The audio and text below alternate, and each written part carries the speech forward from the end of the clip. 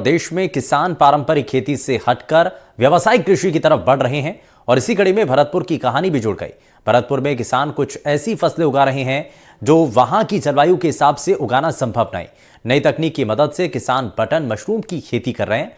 किसान अजीराम सोलंकी ने बताया कि खेती के लिए प्लांट में 6 कमरे हैं और एक कमरे में से करीब 6 टन बटन मशरूम का उत्पादन होता है।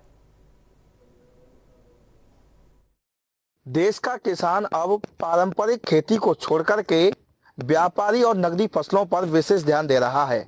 अब उन फसलों को भी उगा रहा है जो जलवायु के हिसाब से असंभव हैं। भरतपुर के गोपा नगला गांव में एक किसान ने अनोखी खेती की है। अनोखी खेती में बटन मशरूम है।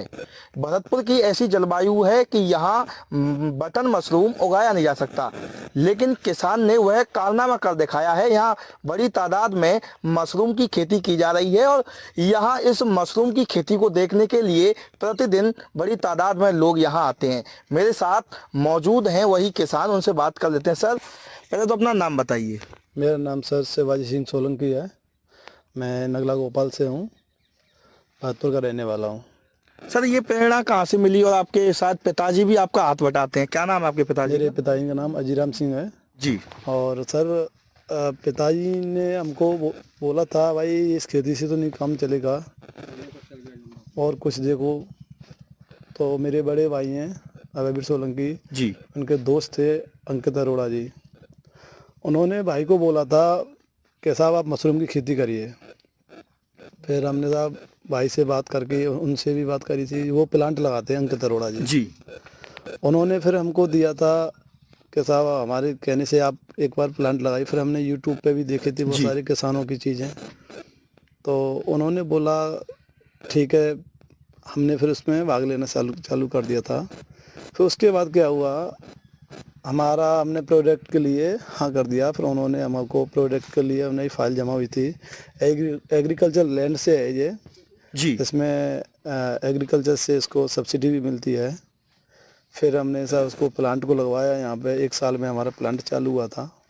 क्या प्रक्रिया होती है इसको, जैसे ये मशरूम हो रहा है, कितने दिन की प्रोसेसिंग होती है और कब तक इसका ये बन के तैयार हो जाता है? ये सर 15 दिन में बन के कंपोस्ट तैयार होता है। सरसों की तूरी होती है जी, उसको पहले उसमें डाला जाता है, डक्ट में उसको गलाया जाता है 6-7 दिन के लिए। उसके बाद उसमें फिर अमोनिया है, बिनोले की खल है, जिप्सम है, ऐसी सारी चीज़ें उसमें डाली जाती हैं। उसके बाद उसको मिक्स किया जाता है। फिर फेस 1 और फेस 2 होता है। फेस 1 होता है बनकर जी। फिर उसको मिक्स करके फेस 1 में डाला जाता है उसको।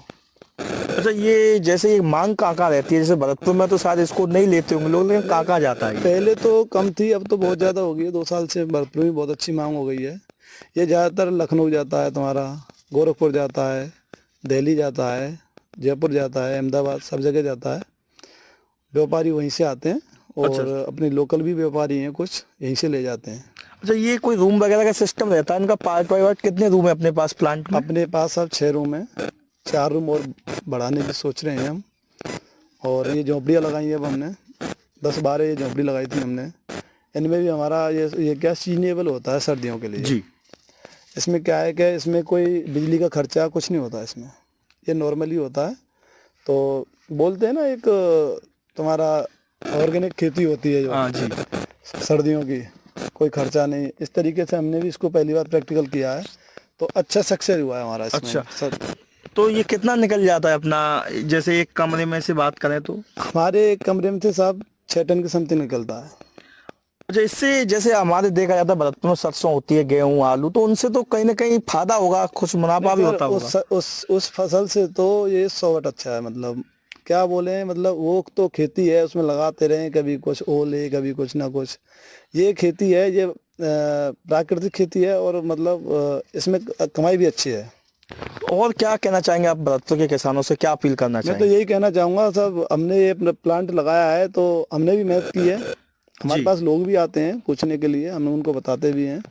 तो कुछ लोगों ने बोला भी हम भी प्लांट लगाएंगे और हम तो यही बोलेंगे, सब मेहनत करेंगे तो सब कुछ मिलेगा। अच्छी चीज़ है, हम भी सहयोग करेंगे, कोई लगाना चाहेगा तो। मैं ये भी जानना चाहूँगा कि यहाँ आपने अलग से मजदूर भी लगा रखे हैं इस फसल के लिए? हाँ, हमने मजदूर भी लगा रखे हैं इसकी फसल के लिए। हर कोई मजदूर इसमें काम नहीं कर पाता है, इसके लिए तो जो इसको नॉलेज होती है वही कर पाता है।